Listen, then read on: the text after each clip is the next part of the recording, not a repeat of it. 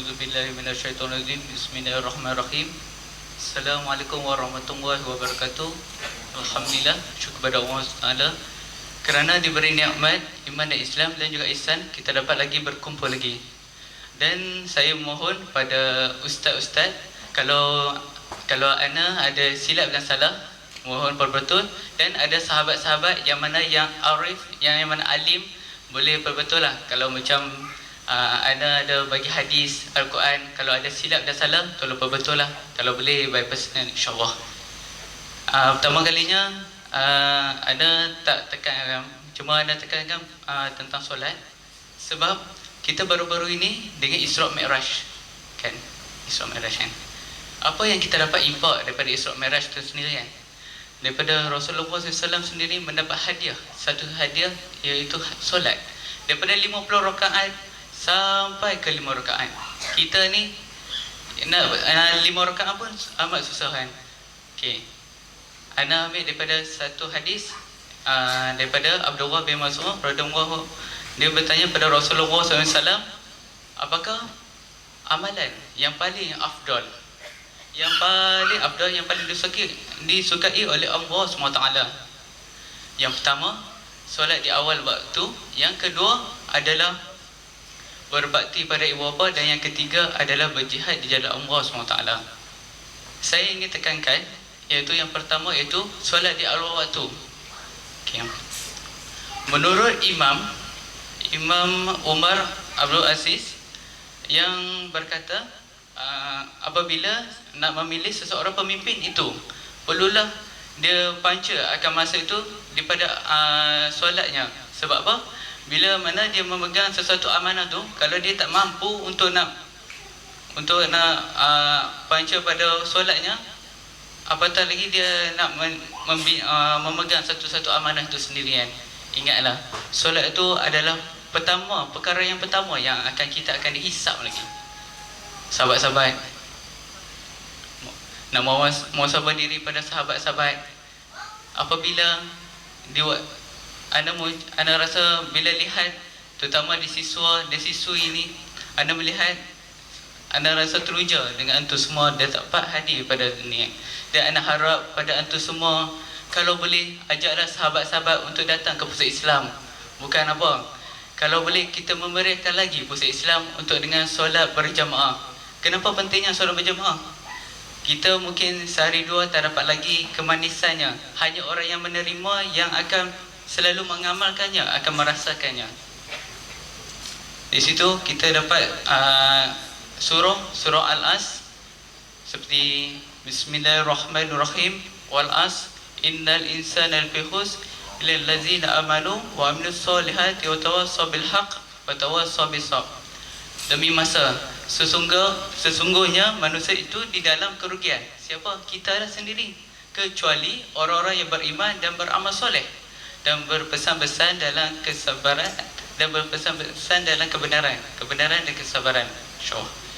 Di situ kita dapat lihat, kan, walaupun saya memberi satu benda yang mudah, ya, tapi benda tu amat penting bagi kita semua. Sebab solat itu adalah menggambarkan diri kita yang sebenar. Solat itu adalah bayangkan kita di sebuah bangunan. Okey, bayangkan di sini ada civil engineering, kan. Dapat contoh belajar tentang structure.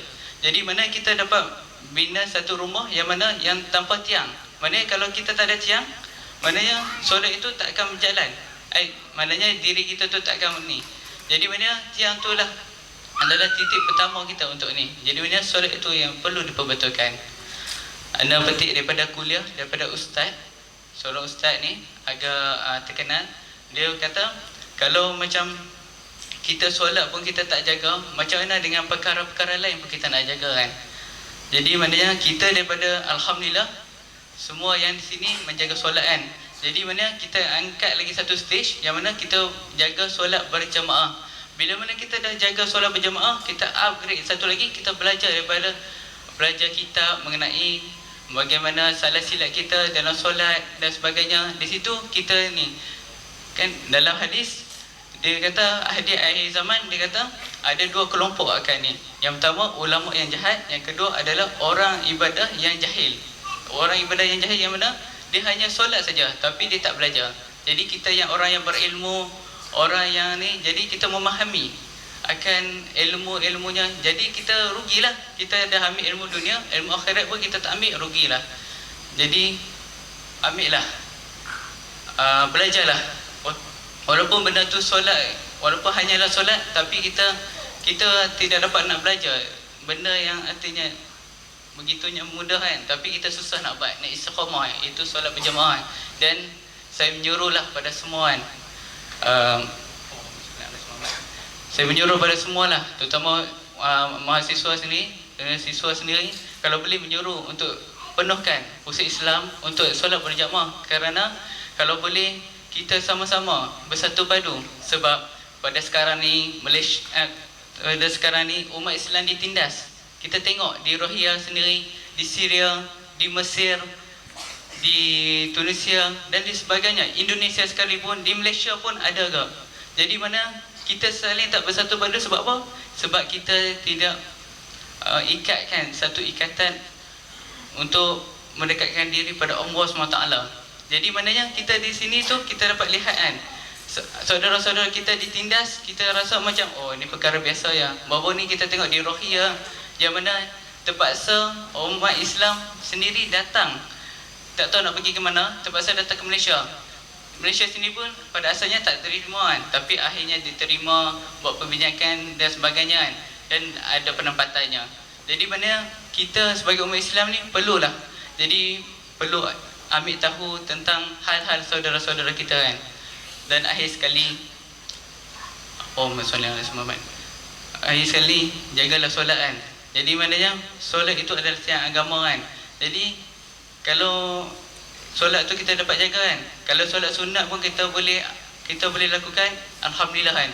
Jadi maknanya di hadis akhir zaman, jadi maknanya kalau bila kita beribadah di waktu kita sedang kesibukan, orang di luar sana sibuk kan, jadi maknanya kita dapat pahala lebih daripada tu.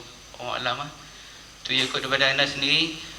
Segala salah dan silap, Assalamualaikum warahmatullahi wabarakatuh.